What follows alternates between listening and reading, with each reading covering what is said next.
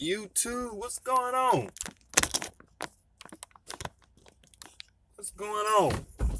I just pulled up my phone and I see Jeffrey L doing a live feed. So I know I'm gonna have to compete with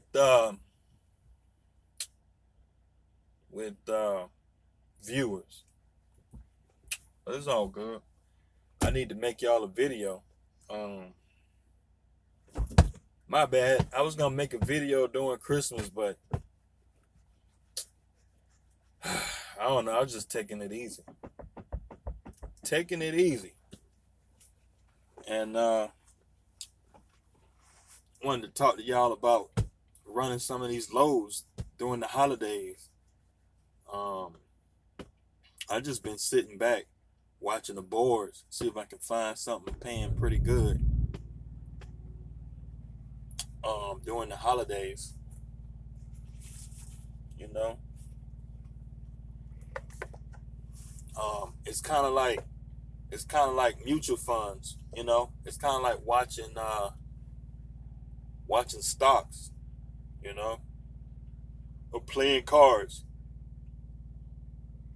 You know, because people ain't gonna. A lot of guys chilling at home. It's a lot of guys chilling at home, so they're not running as hard. So, like, I go on Hoover Freight, and their loads paying. I would say their loads paying double in some cases, 30-40% more. So you just gotta be prepared, because if you know trucking, like I know trucking, whenever the holidays come along, just hold your truck for a minute, either a couple days before the holiday and a couple days after the holiday. You can find some good paying loads. You can just sit in your truck and wait and watch the load boards. So, but yeah, man. So how y'all holidays been coming? Y'all holidays been going good? Yeah, I had a good little Christmas, man. Just, I just chilled out, man.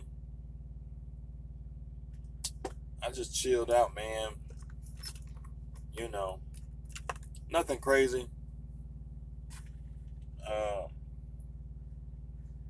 I chilled out a little bit. Oh, I'm sorry, y'all. Oh. I did some work around the house. And stuff, so. But, had a little Christmas and whatnot. 3 minutes in the video, ain't nobody came in yet.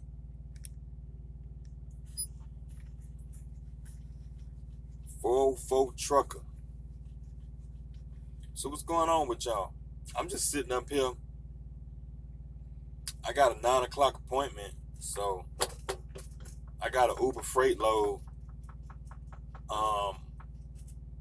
I got an Hoover Freight load that goes about 200 miles. Yeah, what's going on? I got an Hoover Freight load. 50 twin. Cody, what's going on? Got an Hoover Freight load paying about $1,200 going 200 miles. So I decided to go ahead and book it. It's a heavy load. No, it's not going to Florida. It's going to North Carolina. It's going to Shelby, North Carolina. Any of y'all been to that Walmart in Shelby, North Carolina?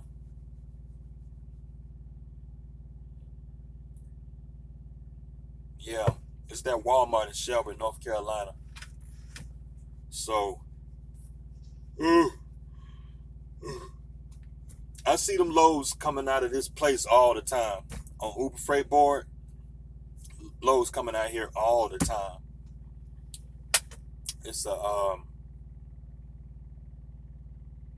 it's a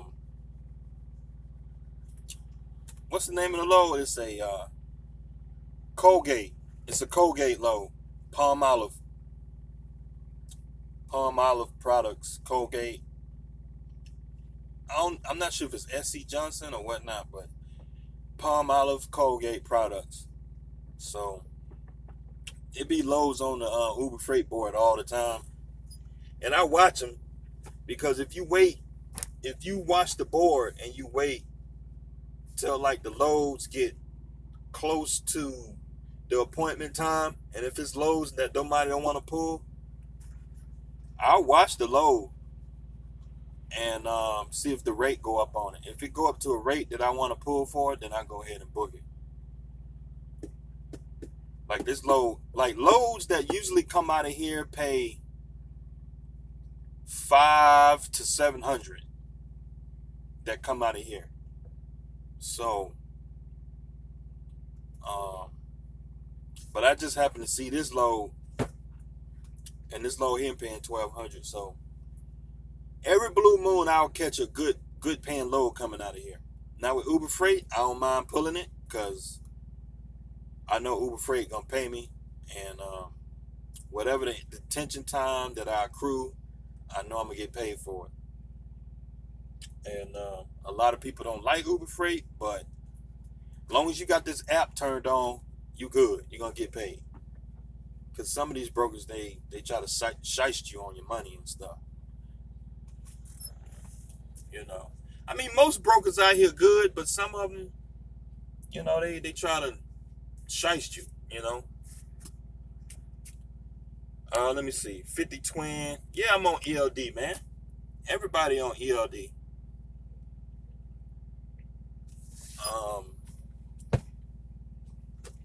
So for you guys who got your own authority, if you go ahead and buy your ELD, they give you all the way until April to get your ELD. So I can ride up under my authority without an ELD. This is what I got in my truck right now. Keep trucking. Keep trucking. This is what I got in my truck right now. See, it's got the green lights on it. It's plugged into the truck.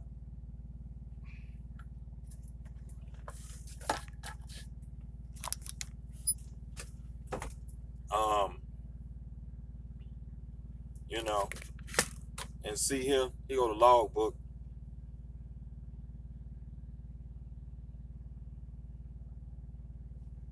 You got a log book. See there? The log book.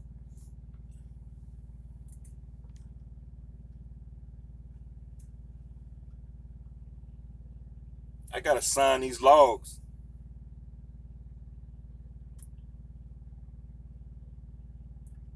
So you can go in here and change your logs around and stuff. Keep trucking is pretty good, man. It's pretty good. But yeah, man, let me see what y'all talking about. Yeah, man, what's going on? What's going on?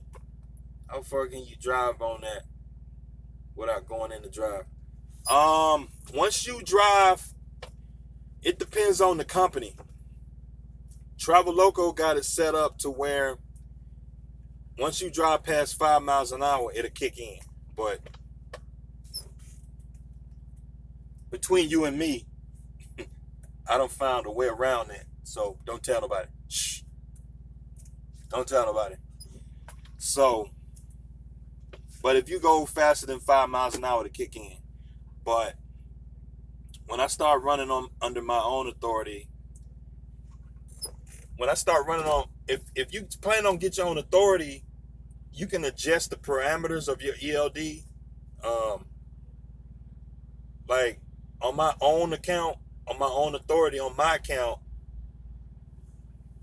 I can adjust the threshold for different situations. So like I can adjust it to kick in. I think it's all the way up to 15 miles an hour. You can adjust. You can adjust like the personal conveyance. You can adjust. The only thing you can't adjust is the drive line. There's a lot of things you can adjust certain parameters around drivers. You can tweak little things. So, I mean, you don't have total control because the FMCSA, they have to be in compliance with FMCSA for it to be a certified ELD. So there's certain requirements that the FMCSA require for an ELD. One, you can't be able to edit the drive line, and there are a few other things, but it has to be plugged into the truck, of course, and there's some other things to qualify for a certified ELD. So average 3,000 a week take home with no authority. 3,000 a week. I mean, 3,000 a week take home. I mean that's good, but if you're making $3,000 a week take home, what you doing with that money? That's great. I'm happy for you to make that money. I mean, if you want to come on social media and brag about how much money you're making, that's great. But at the end of the day, if you're not doing anything with that money, what are you talking about? What are you talking about? I mean, if you buying chargers and going to the club and making it rain and doing all this craziness, if that's what you're doing, you might as well just stay the fuck. You might as well just stay home, man. So if you're making $3,000 a week take home, cool. You need to be investing that money because you won't be able to work for the rest of your life, man. You got to get out here and truck and make as much money as you can while you can and invest it because you don't know how long this thing gonna last. So you need to be $3,000 a week. You only need $600 a week of that money. You can live off $500 a week. Okay. That's $12,000 a month. That's $12,000 a month. You need to be throwing that money at a rental property. You need to be throwing that stuff into education. You need to be throwing that into other business ventures. You need to be throwing that money at mutual funds. You need to be throwing that money at stuff to where you can get out of the truck and stop working for money. Because, yeah, you're making $3,000 a week, but you only make $3,000 a week as long as you climb in this truck. As soon as you stop climbing in this truck, you're not making $3,000 a week. So you want to invest that money to where you don't have to worry about working for somebody. You want your investments to be working for you. So you make it $3,000 a week and you can live on $500, $600, $700 a week. $12,000 a month. You can invest $9,000 a month, $8,000, $9,000, $10,000 a month. You can invest that. Okay, you can throw that at, man. You can throw that at, man. I could just think of all the passive businesses. Just think of all the businesses that you can invest in, all the investments that you can invest in. That's passive. That way you don't have to actively be in those businesses for those businesses to pay you income.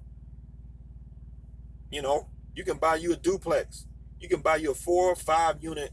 You can buy you a 10 unit apartment building, okay, that's grossing $10,000, $15,000 a month. After expenses, you taking home $5,000 a month cash. $5,000, $6,000 a month cash. You ain't working. Okay, cool. You got a couple tenants calling you about some BS, but that ain't no work, man.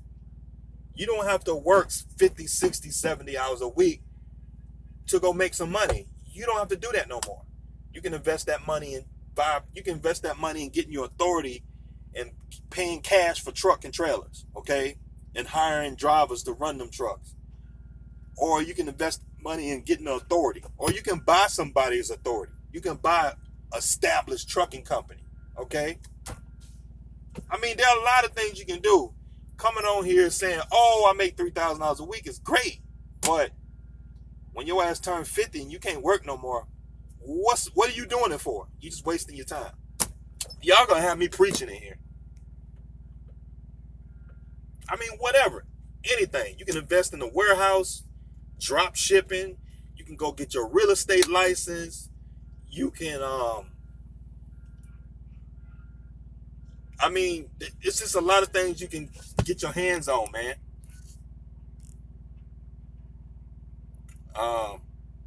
Let me see what y'all talking about. Try to lease purchase what you think I would need venture wine to be succinct. Try to lease purchase. Hold on, Gil, man, I'm gonna talk about this lease purchase thing in a minute. The first, maybe second year we spread while building credit. Third out comes on operating real estate, business credit, no PG. How did I get my rental? How did I get it? How did I get my rental? I would say, like, here's the deal. I don't want to say there's no, like, a lot of y'all be looking for get rich quick schemes. Okay? Here's the deal. Like, I've been saving my money since I was 18. I mean, it's not a bunch of money. I've been saving my money since I was 18. Since I had my first job, I started working at Publix. I don't come from a rich household. I don't know everything. But, man, these Snyder drivers in here, man, making me nervous. Man, these Snyder drivers, I mean, not Snyder, but Swift. These Swift drivers in here making me nervous, man. These Swift drivers in here bouncing around and doing all this crazy stuff. Man, y'all hit my truck. But hey, I've been saving my money since I was 18. Since I was able to have a regular, consistent job. I mean, I've been working since I was 10, but that was like in the summertime, on the weekend. But when I turned 18, that's when I got my official, regular, tax-paying job, where I got regular hours on a regular basis I'm working. So I've been saving my money since then. And basically, I've been throwing it at like 401k plans and like mutual funds. So I would say half of my rental property I use from some mutual funds that I bought like 10 years ago. So I was able to buy a rental property, cash, kind of, sort of. I used some debt and some cash because I didn't want to use all my cash. So I put the rental property was $30,000. So I would say about $20,000 of that was credit, and then the other maybe 15 or so was like cash that I took away from a mutual fund, some mutual funds that I had. So I put all that together. I put a whole bunch of resources together, and I bought a rental property for $35,000. Now, my other rental property, I got a mortgage on it. No money down. I qualified, no money down. So that's a different situation. I didn't have the best credit in the world. I think at that time, I had like a 620 credit score, something like that, 650. I mean, you just got to shop around and find a bank that'll finance you. It's just a matter of how hard you want to work. Because, like, my credit is better than it was when I bought the doggone thing. So, I mean, that's a learning experience in myself. I'm totally against mortgages. I don't like mortgages because mortgages, depending on how you use them, they're not a good investment tool, depending on how you use them. In order to make money in real estate, you got to pay cash for a property. And that's hard to pay cash for a property. But if you can, there are a lot of properties out there, a lot of houses and stuff like that where you can pay cash for it, put about $5,000 or $10,000 in it, and you double the property's value. So that's how I got that situation. So, like, usually when I look for properties, I try to find some that are a good balance, that are, that enough to where I can pay cash for it and put a little bit of money up for it and then rent it out real quick. Because you got a lot of people, they look at getting $100,000 loan on a property, $150,000 loan. That property ain't gonna cash flow, man. You just ain't gonna cash flow. So you got $100,000 property. The mortgage on it is $600-700 a month. The rent on it is gonna be about $800 a month. Okay, $900 a month.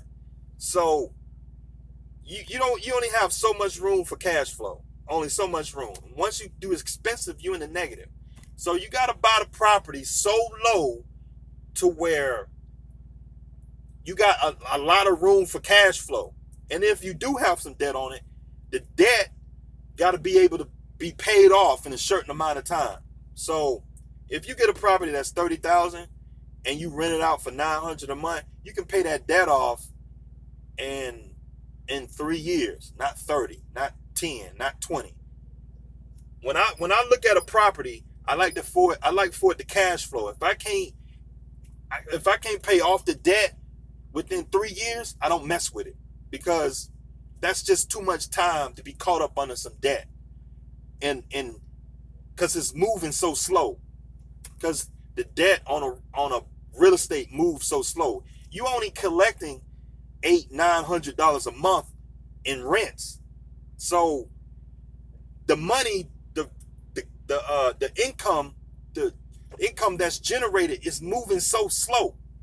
So now if you was bringing in $2,000-3,000 a month on a rental, now you can throw money at the debt, and you got to sit down and analyze the situation. So I like to stay in somewhere 2 to 3 year period. If I can buy a property with debt, pay the debt off with the rent within 2 to 3 years, then I do the deal. I usually like to have some type of cash flow in there, $50, $100 a month in the beginning. But if I can't get out of the debt within 2 to 3 years, I don't mess with it. Just like a truck. That's right. Just like a truck. So just like with trucking, you don't want to have a 5-year note on no truck, 6-year note, if the note is cheap enough. Now, if you got $1,000 truck note and the payment is a 60 month payment, a 60 month note, then I would do that deal, because the note is so cheap where you cash flowing, you pulling loads and you cash flowing. But in my situation where, yeah, I'm paying $2,800 a month, but I'm gonna pay the truck off fast.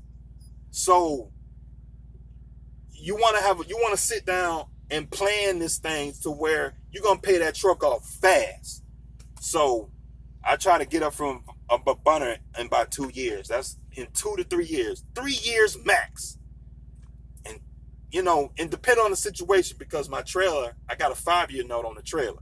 So it's kind of like, but the payment is so low, and then I didn't have to put a down payment on it. So it's kind of like you kind of trade one for the other. So if I had to put money down and a high payment, I wouldn't do it. But if the payment is low, no money down, with the time on it, then I'll do it. So it's kind of like, because a lot of guys are bumping the guys, they don't like debt. But you got to use debt, and you know, and you got to learn how to use debt, because like you don't get no 10-year note. You know what I mean? Like you got to sit down and make sense of it. You know what I mean? And have a plan with it. You know, yeah, there's some risk involved, and I mean it's risky, but that's just business, man. Like you can't be sitting around nitpicking over every little thing, because you ain't gonna get nowhere. You know, because these trucks are expensive. You can't sit there and expect to pay off a $100,000 truck and then talking about doing this when the truck paid off. You know, it's like you looking at 4 years to pay this thing off. Then you're gonna do something? No, man, you moving too slow. Like when you're using debt, you gotta move fast. You know, you need to be moving fast. You know what I mean? So you can't be using the debt and be like, okay, you're gonna be sitting there 5 years. 5 years is a long fucking time, and you could be done did a whole lot of things in 5 years. You know what I'm saying? So y'all got me rambling on. I think just buying used trailers and fix them up, letting other pull it and take a small cut per load. I don't see many doing that. Yeah, that's a good way to do it, man. Get a used trailer. I mean, you know, you got to do your due diligence. So, I mean, because a lot of guys like, say, okay, oh, I'm not going, you know, you're going to get a used trailer, okay? You're going to get a used trailer. Well, don't buy, like, used trailer. A used trailer is so vague, and it's so, it could be misinterpreted. You know what I'm saying? So, like, getting a used, we talking about getting a good used trailer, getting a good used equipment. You can find a good used trailer real cheap if you take your time and do your due diligence, okay? You can find a good, solid DriveIn for about 10 to 15,000, okay? Now, getting a used trailer don't mean going out there and buying the raggedest thing you can find, a $2,000 trailer. You know what I'm saying? You gotta make sense. You gotta do it with sense, man. You gotta do it with sense. But that used game ain't for everybody. You know, so like, for example, you can go buy a used Snyder trailer. That trailer gonna be raggedy. I'm just gonna tell you, it's gonna be raggedy. That used trailer gonna be raggedy. Woo! You're gonna have to replace some floor panels out of there, and you know you're gonna have to replace a couple doors. You're gonna have to replace a bumper. You pretty much gonna have to gut that trailer out. Pretty much, you pretty much gonna have to gut the trailer out. You're gonna have to replace the axles on it. You're gonna have to replace the either the leaf springs on it, because you're subject to an inspection. And if that DOT officer get up under that trailer and see if one of them leaf springs crack, you're down. You gotta get that leaf spring fixed. So you have to gut that whole trailer out. And maybe some of the beams may be old and rusty. You put up a lot of risk. And that's what I'm talking about. I'm not talking about going and buying an old raggedy Snyder trailer. That's not what I'm talking about. I mean, I don't know if some of y'all watch Trucker Coach, but Trucker Coach went and bought a used Snyder trailer. I think he paid about $3,000 for that trailer. $4,000. That's fine. But for everybody, that business model works, because he can afford to have that trailer sit for about a month or two while his mechanic work on it. Now, if you know somebody that works on trailers on the side, or you go and buy you a trailer and work on it on the weekend, replace a floor panel here on the weekend, you know, go lease you a trailer, and then buy you a used trailer and let it sit, and you can pay the storage fees on it, and buy, you know, replace the floor panels on it. You can replace the doors, and just take your time, and just, like, I would do that because I got tools and stuff. I can do that. You know what I'm saying? You know, and make sure the trailer is road ready. You know, replace the the air, the airbags or a leaf spring in there, and just take your time and fix the trailer and get it right. But if you don't have that kind of time, because all this finance and leasing trailers, financing trailers, and buying used trailers, you trading one thing for the other. That's all you're doing. If you finance a trailer, you just buying time. You know what I'm saying? So, and you just buying time. So it's just depending on what you're trying to do and how your business works. And like a lot of guys, they rather pay cash for a trailer. They rather pay cash for a truck, or they rather get a note on the trailer and do this. All of it is the same thing, because you're trading one thing for the other. These trucks cost money, and that's just what it is. So you just got to sit down and decide which one you want to do. You want to finance it and work hard and pay the trailer off, or you want to sit down, or you want to buy a used trailer and piece that used trailer together, which, because one of the other is more extreme than the other. Because I think you can buy a brand new trailer straight from the dealer, or you can buy a brand new trailer straight from the manufacturer at least 10% off. At least 10% off, MSRP. You know what I mean? You can buy a brand new DriveIn for about $25,000 out the door. But, and a lot of guys don't talk about that. They go to one extreme or the other. It's just like, oh, go get a raggedy ass trailer for $2,000. No, man. Now, if you can find a 2010, a 2011, a 2012, 2013 DriveIn for about, I'll say about $8,000, $7,000, $8,000, $9,000, $10,000, $11,000, $12,000, I think that's a good buy. If you can find a 2010, 11, 12 DriveIn for about $5,000, ain't nothing wrong with the trailer. It don't leak or nothing. The doors shut good. The panels, the floorboards are good and everything. And maybe you would have to put some new tires on there. You drop $3,000 in tires on there. You good. But like a lot of guys, they complain because they go to one extreme. It's like a lot of guys,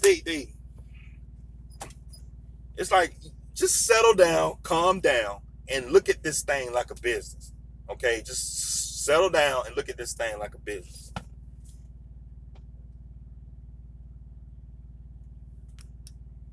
Yeah, man, what's going on? Oh, man. The prices, the prices of the drive-ins went up $10K for 07. Are base plates prorated because of the time, the year you buy them? Yeah, they prorated. Is that a lie? What amount should I have with me today in Atlanta? You're probably looking at about $1,400. Make sure you have about $1,400. Depending on which,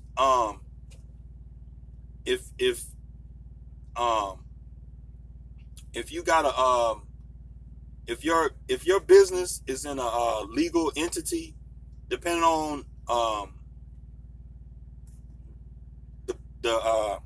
I'm sorry, y'all, I can't think. Hold on.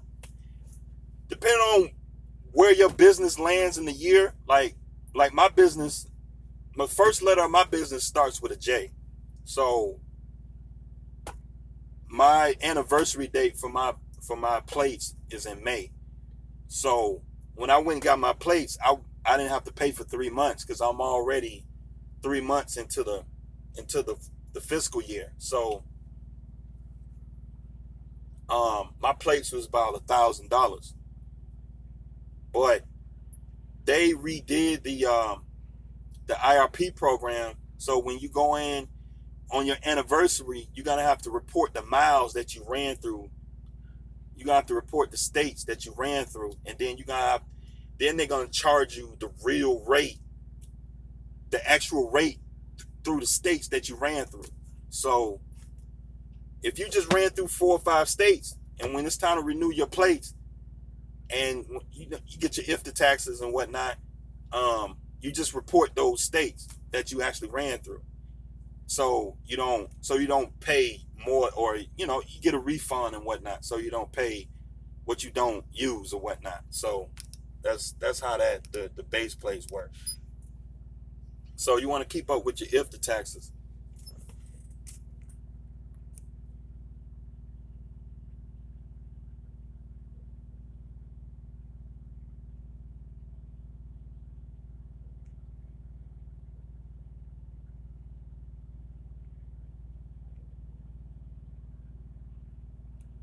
Man, do you got to do all that?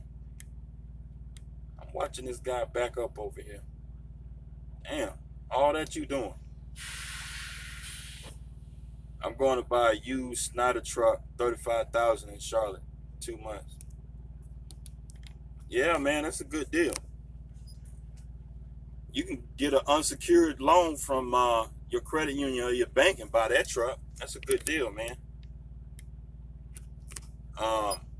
Just be careful, man, and get that truck looked at. That's all I can say. Get that truck looked at. Get that truck. Take it down to a mechanic and pay him about $200 and have him do a shakedown on that truck. Check the ECM report and do the Carfax. Carfax, they have a commercial side of Carfax. Run the VIN number. You can call up whatever brand of truck that is, a Freightliner or Kenworth. Get that VIN number and call up Freightliner or Kenworth, whoever make that truck, and run that VIN number by them and see and get the report on all the stuff that's went down on that truck. The truck is probably not under warranty, but when the truck was in warranty, they're gonna still have that stuff on file. Everything that they did with that truck. If the motor was replaced, or if the transmission was replaced, so you can get an idea on what that truck been through. Because I've talked to a few guys that had good luck with them old Snyder trucks. I bumped into a guy. He got 3 trucks. He bought 3 trucks from Snyder. He bought 3 glider trucks from Snyder. He paid $20,000 a piece. He said $23,000 a piece for each of them trucks. He had them trucks. I think when I was talking to him, he said he had them trucks. I think about a year at that point, he had not one problem out of them trucks. He put like some tires on them, and that's it. They had the old Series 60 engines in them. Yep. Yeah, he bought 3 glider trucks from Snyder. He had them leased on with he had 3 of them trucks leased on to Seva over here on Camp Creek. Yeah, so it's a guy I bumped into. But yeah, man, it's give and take, man. It's just, that's the risk you take coming out here in business. So it's the risk,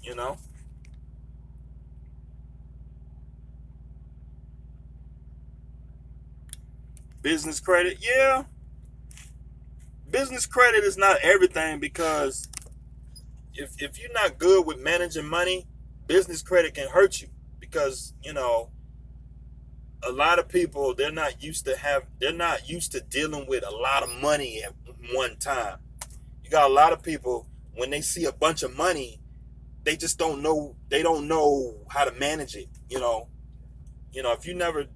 If you don't know how to save and hold on to money and make good sound decisions with money, you can get hurt with all that money. If you get approved for a $50,000 loan, that money, woo, that's a lot of money for a lot of people. You see $50,000 at one time, woo, that you don't know what to do with them kind of, you just don't know. You just don't know.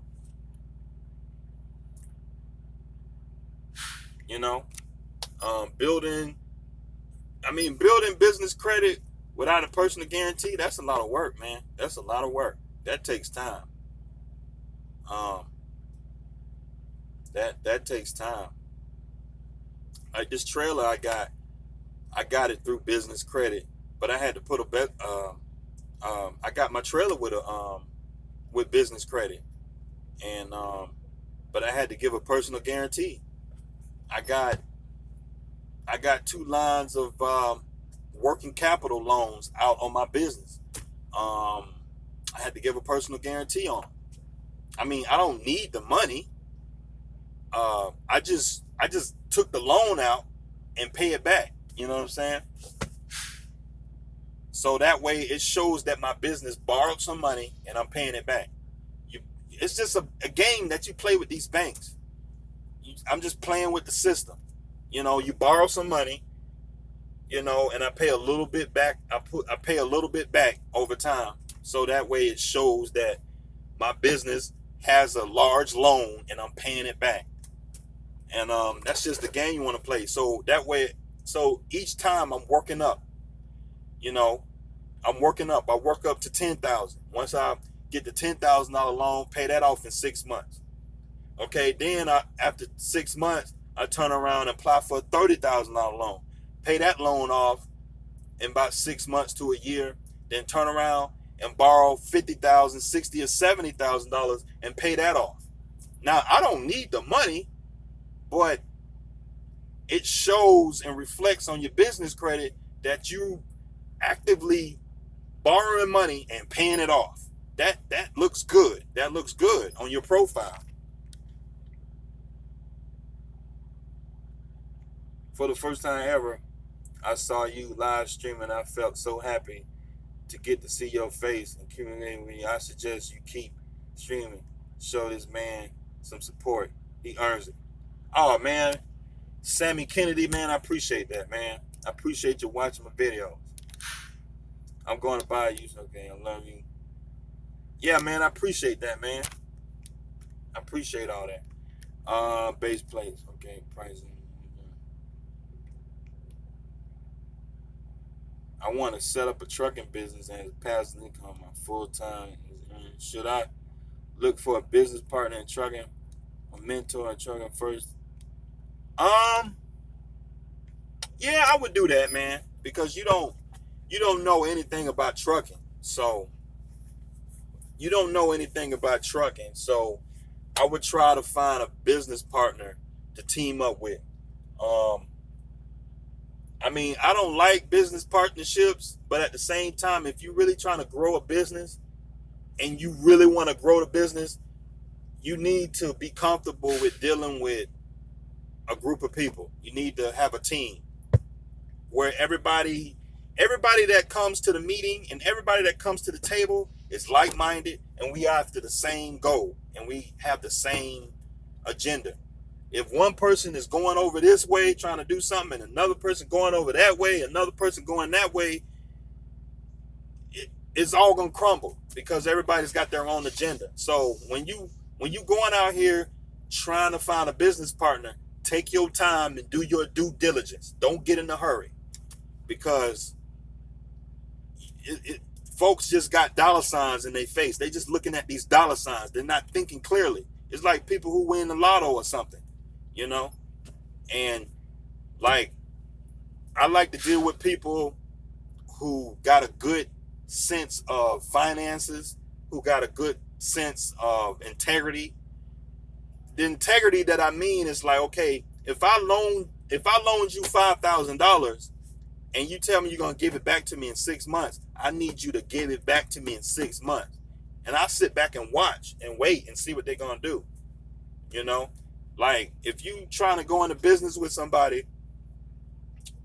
I would say take your time and do a series of small trials with them and see how they are and see how their integrity is and how they are as a person. Because I would hate for you to go hundreds of thousands of dollars in a business opportunity and find out that this person is a thief and they're a scam artist and their heart is in the wrong place. They just nasty people. You don't want to deal with people like that. So you want somebody that you can sit down and trust. Okay? You want to be able to go into a situation where when you go to bed at night, you trust this person to hold their side of the bargain, hold their side of the business plan. They're not going to run off and stiff you, so to speak. So, I mean, going in business with somebody, it's tough, man. It's just tough. It's just something. You got to really sit down and think about it. Like, I would say, try to find like a real good friend that known somebody 20, 30 years, and that they're going to fall through and do what they say they're going to do. Yeah, it's like getting married, man. It's like getting married. It's no joke. It is no joke. So, I mean, you don't want to be handcuffed to somebody like this. You know what I mean? And you can't trust them. You sweating and you just sweating in your sleep, and you're biting your nails. You can't trust this person. You know what I mean? You want to be able to, like for example, if you get hurt, will this person come to your aid? Will this person come to the hospital and meet you and come and see you and bring flowers if you was on your deathbed? Okay, it's like being married, man. So when you're going into business with somebody, it's like you co-signing a situation, and it's tricky because folks, that stuff be on the news all the time. Somebody always scheming somebody, stealing, backstabbing somebody. That stuff ain't no joke, man. It's so you going in business, if you do bring somebody on, you need to do some trials to test them and make sure that their heart is in the right place, because they might just change their mind for 6 months into it. They might just change their mind and just give up, or it's tough, man. So it's tough, but that's just real talk. That stuff happens, man. You're going into business with somebody. I just wouldn't just walk out here and just go into business with any Dick and Tom out here and saying you want to start a trucking business, so I would just take your time, and just find the right person to do the thing with. If you got a real good friend, you've known them for a very long time, I would move forward with that person. They're good for it. Their integrity. You can trust this person. I mean, if you do bring somebody on, I would bring them on as a contractor, and they get percentage of the profits. So that way, either that person brings on the capital. Each person gotta pull their own weight, so to speak. Like, one person may have the knowledge, and another person may bring capital, financing, and stuff like that. So either one of y'all be on the paperwork, and you pay either one of y'all pay each other a percentage of the profits or something like that. So so that way the job titles will be clear and cut. So if that person wants to leave, they can leave, So like, if you start a trucking company, right, and you want to bring somebody on, well, you bring them on a contingent basis, and you say, like, okay, I got this business plan. Hey, you want to come on, man? Hey, I would pay you 25% of the profits or something like that. So that way, if the person leaves, then you got some flexibility in the situation. But I mean, I can go on and on. All I can say is just do your due diligence.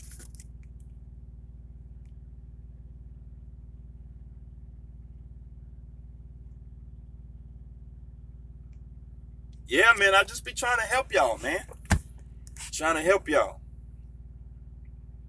You need my phone number? Send me an email, man. 404,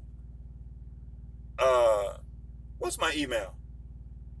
No, it's jhtrucking45@gmail.com. That's my email. And you can reach me on Facebook too. 404 Trucker on Facebook. It's called a Rig Dig Report. Google it. Run a Carfax. VIN number costs $35. Yeah. Do you have my own? Yeah, I got my own authority. I ain't running under it just yet, but yeah, I got it. I ain't running yet. Still trying to get all my ducks in a row. Get all my T's dotted. Most people don't read terms. Make more than you spend. As TB would say, you dropping giblets.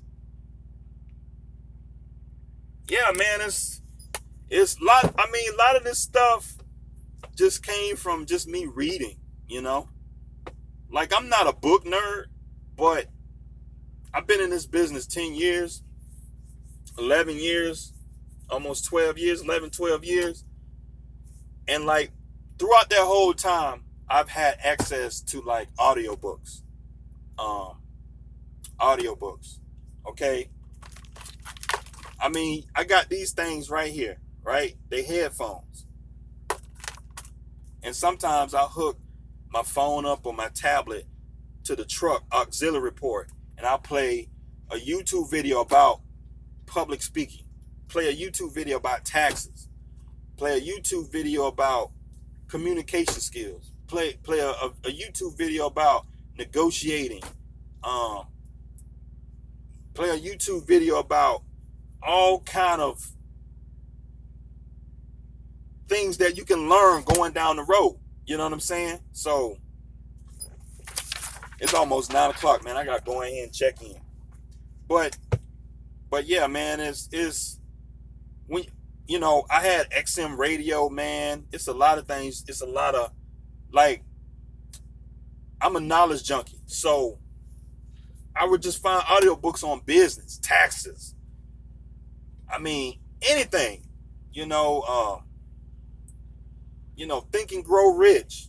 I know y'all don't like Donald Trump, but, you know, as far as a businessman, you know, he's got a lot of knowledge and, you know, his successes, you know, behind, you know, being a businessman. So, I mean, besides him being a shitty president, I mean, Donald Trump he's a good businessman. So the reality is the man is worth billions of dollars. So, you know, Bill Gates, J.B. Hunt, the Walton family. I mean, all these historic figures, they all got a story. Henry Ford. You can go on and on. All these people got a story. And I'm sure if you read all their stories, you can learn something out there. No, I'm not out of Charlotte, man. I'm out of Atlanta. Whoever your finance rep is, just tell them you want to leave.